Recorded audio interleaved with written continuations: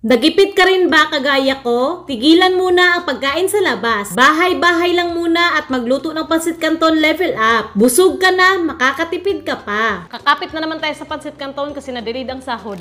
Gagamit rin ako ng sibuyas, sili, bawang at 3 hotdog. Yan lang muna, no? Then, tabi sa gilid. Itong 2 pansit canton, ihiwalay lang natin yung mga seasoning.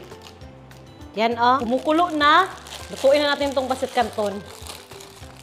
Ilokon. Lutuin lang naman natin to ng half cook. Ganito okay na. Tanggalin natin yung tubig. Yan Itong mga hotdog, hiwain natin. Tapos itong mga lamas, hiwain rin natin. Yan tiyagaan lang ang pagpino. Magpainit ulit ng kawali, no? Maglagay ng butter, margarine, or mantika. Konti lang. Yan, kita nyo naman na mainit na, Ilagay na natin yung mga hotdog. Char. Haluin muna.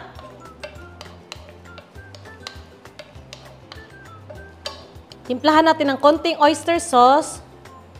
Yan, okay na. Konti lang para hindi maalat. Yan, sarap na tingnan, di ba? Okay na to, no? Hanguin. Ito, tabi lang dito sa gilid. At ito, sa malinis na kawali. Rapuhan mo na ba?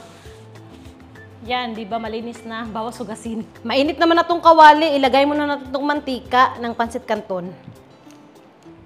Igisa na natin itong mga pinino nating mga ricados.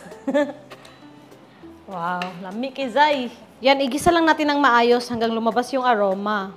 Then, lagyan natin ng konting tubig. Haluin ng maigi. Dito na natin ilagay ang toyo. Toyo. 2 yan, ha? Yung powder. Nagahi siya. Panghuli, oyster sauce, mga half kutsara lang. Okay. Haluin ng mabuti. Then, hayaan lang natin to mag-simmer, no? At medyo lumapot. At ito na lumapot na, pwede na patayin yung apoy. Yung apoy is nakapatay na, ha? Lagay na natin tong mga pansit canton. Char. Tapos, haluin ng mabuti. Lami na kay Zay. Grabe na des, kalami. Yan, kalami.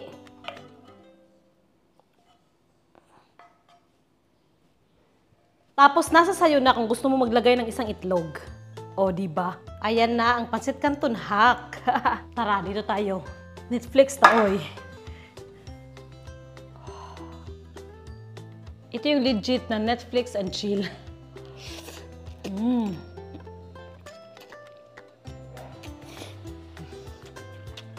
Must try, guys. Sobrang sarap.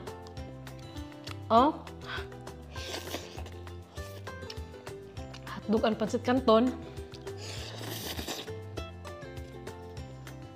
Luto na rin kayo dyan para hindi kayo maglaway.